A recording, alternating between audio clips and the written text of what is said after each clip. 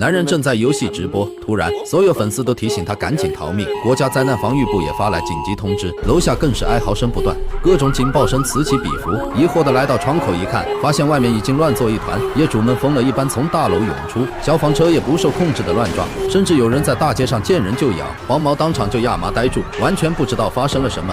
隔壁楼的梅姨提着菜刀去救女儿，下一秒，女儿直接扑倒梅姨胡乱撕咬。黄毛见状彻底慌了，大脑 CPU 疯狂燃烧 ，To B 还是 No to B。正纠结时，他家的大门也被敲得震天响。透过猫眼望去，外面一切如常。人一看，此女竟然是他的相亲对象。警花虽然勇猛，奈何双拳难敌四手。趁他换子弹的空档，一个丧尸直接将其扑倒在地。这一倒，他就再也别想爬起来。绝望之下，警花举枪想给自己留个体面。三个丧尸直接将警花打包带走，留着给七大姑、八大姨一起享用。眼见如此，黄毛终于看不下去了，他朝着丧尸一声怒吼，试图分散他们的注意力。来一声骚，冰箱门被一脚踹开，原来是拖走李汉山的那个强壮丧尸。对方力气虽大，好在没什么脑子，那是不可能的。他还想再活500年。劫后余生的黄毛将门窗都封了起来，然后便开始了摆烂模式。渴了就喝小鸟伏特加，饿了就嗦泡面螺蛳粉，困了就跳科目3，想妈妈了就嚎啕大哭。就这样消磨了好几天后，他竟奇迹般的收到了妈妈短信，奈何网络一直断断续续，他只能冒险翻出窗外，好不容易找到了信号，听到的却是父母遭遇丧尸的惨叫，这让本就生无可恋的黄毛万念俱灭。他受够了这种什么也做不了的感觉。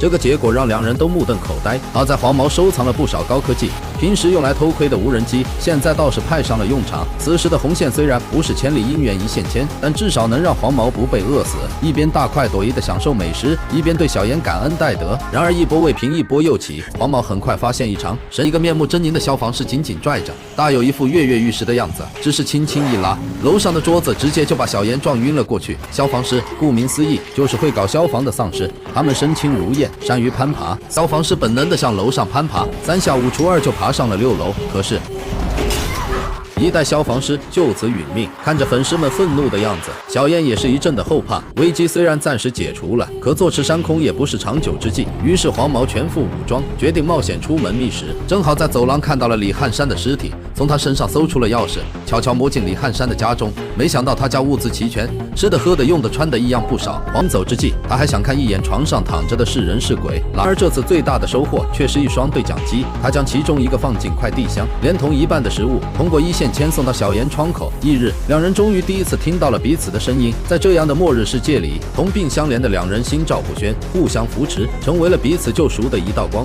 说完就将手里的水一饮而尽，彻底消除了两人的疑虑。大叔拿出黄桃罐头，让他们随便吃，量管够，还说只要能撑到明天，救援小队就会来解救他们。两人起初还不太相信，可听到大叔说是广播上的通知后，简直开心到快要爆炸，当场绷不住喜极而泣。可是开心不过3秒，小妍就发现情况不对，全家福上的男人并不是大叔，而黄毛也突然晕了过去。小妍意识到情况不妙，但已经来不及了。大叔把昏迷的两人绑了起来，小妍迷迷糊糊被拖进了卧室锁了起来。等他渐渐清醒过来时，却被眼前的一幕惊呆了。卧室里竟然拴着一只女丧尸，原来这是大叔的妻子。他既舍不得妻子变异，又不想陪着他一起死，只好将老婆圈养起来，诱骗一些活人来给他做口粮。现在小妍的生死全在大叔的一念之间。大叔默默地松开了一些皮带，准备让老婆进食。小妍并不想坐以待毙，再次和丧尸展开了肉搏。门外的大叔却开始虚伪的道歉，正拿枪指着大叔。大叔一把甩开黄毛，拿出钥匙打开了一道缝隙。他需要确认老婆是否已经吃饱，可等待他的却是一声嚎叫。原来小妍堵住了老婆的嘴巴，大叔猝不及防便中了招，终究成为了老婆的口粮。不过死到临头，大叔却不沮丧，毕竟肥水没流外人田。小妍有些于心不忍，砰砰2枪帮他们结束痛苦。可枪声却引来了各路丧尸的关注，纷纷朝着他们所在的大楼集结。小妍再也没有了当初的从容，他把手枪交给黄毛，死也不想成为丧尸的一员。就在黄毛犹犹豫豫的时候，窗外突然传来一阵轰鸣，来到窗口一看，竟然是3架直升机。两人瞬间喜极而泣，死意全无，希望的火苗再次燃烧。他们奋起勃发，推着突破了重重关卡，来到楼梯间。黄毛用自行车挡住丧尸店后，让小妍去楼顶拦截直升机。他一口气冲到了楼顶，却发现飞机早已没了踪迹，黄毛也已经支撑不住，准备向楼顶突围，还顺手扯出了小要脸。他只能以最快的速度冲上了楼顶，将房门用梯子挡住。但两人再次陷入绝望，发出了最后的求救。